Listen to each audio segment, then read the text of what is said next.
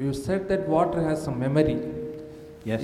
Is there any viability to bring that memory level to our life or something? Is there any scientific evidence or spiritual evidence or some other evidences available for that? Basically, as I am a chemist, I am telling this. Okay. Today, is it okay if I walk down into you?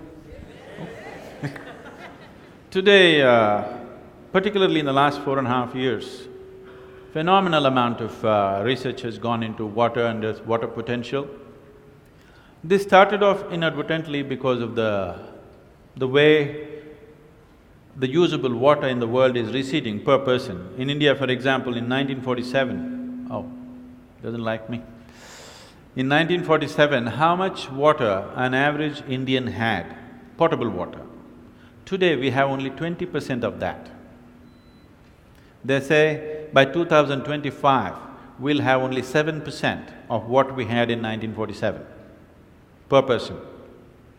Per capita water, only that much will be available. So because of this, lot of research has gone into water.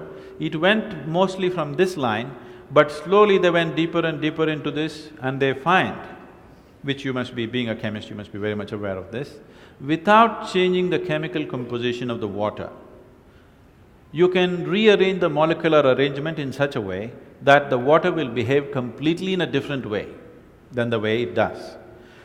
To such an extent, it's sensitive to this extent that if I take a glass of water in my hand and just look at it in a certain way and give it to you, well-being will come to you.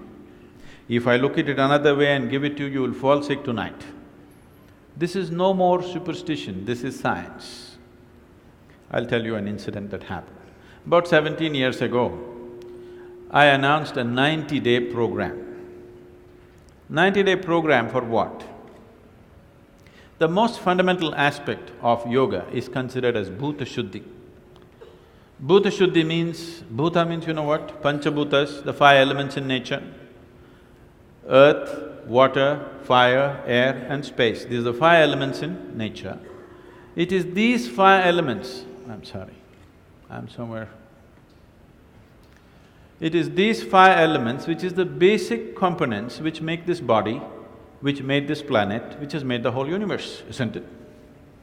The whole existence in a way is a play of these five elements.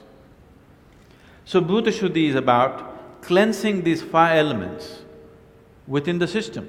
How these five elements behave within me will determine the quality of who I am. Based on this, the basic form of yoga is just Bhuta Shuddhi, everything else is an outcrop of that, taught in various bits and pieces by many people without understanding the homogeneity of what it is.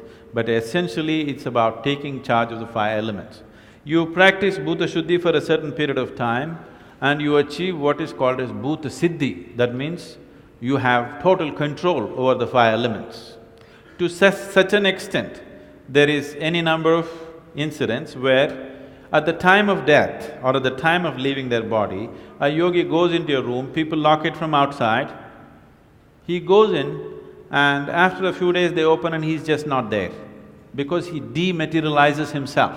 He doesn't want to trouble you with a funeral, he doesn't want anybody to carry him to the grave, he just dematerializes his own system. 17 years ago, I announced one program for the first time, 90-day program. Why 90 days is, approximately between 40 to 48 days, the system goes through a certain cycle on the elemental level. This is called a mandala. Every 40 to 48 days, there is a cycle where the system goes through this cycle. So this is the reason if you go to any Ayurvedic doctor or a Siddha Vaidya, he will always give you a medicine for 40 days or 48 days to make use of that cycle, natural cycle in the body. So I said 2 mandalas minimum, 3 would be good, but if I say 3, many things will happen. I said, minimum 2 mandalas, if you do sadhana, you can gain control over your system, those who want to come, you come.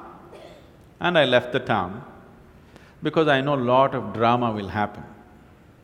Now in a family, husband wants to go for 90 days, wife will do Kathak.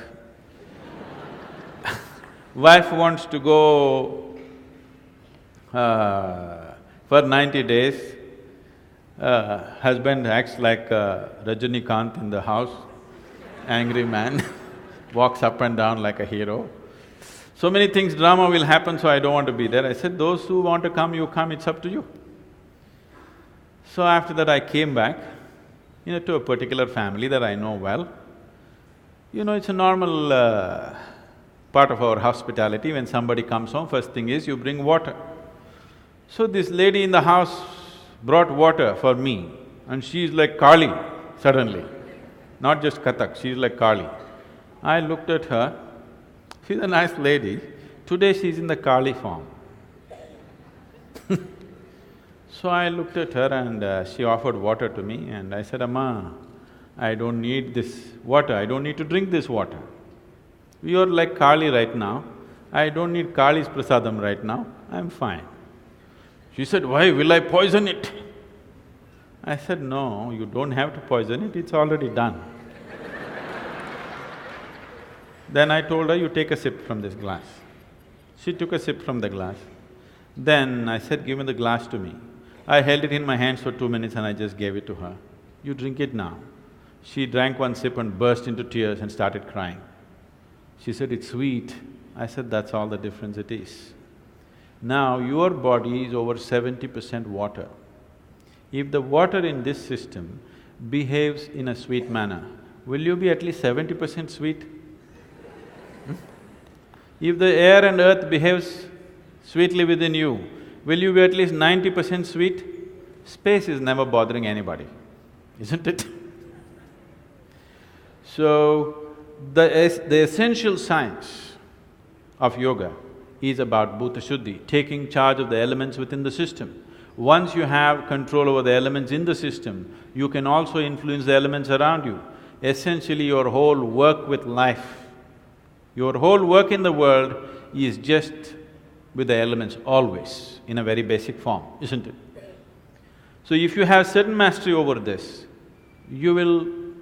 what you want, you don't even have to think about it. Your intention, you don't have to generate a thought. Just before you intend, that is how life will work out for you. So success is not an uphill task.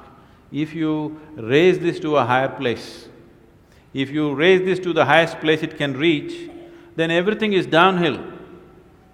Downhill you can run easily or uphill you can run easily. Definitely downhill, isn't it? So is there any scientific evidence? There's substantial scientific evidence today about how the molecular structure of the water can be rearranged without changing the chemical structure, even with a simple thought or a touch. The problem is, your grandmother told you this, didn't she? Didn't your grandmothers tell you, you should not drink water from anybody's hand, do not take food from anybody, there is a certain way, you must receive only if they have good intentions for you? Did they tell you these things? But when your grandmother said it, the problem is if it goes from the east, it is superstition. If it comes from the west, it becomes science. That's where it is.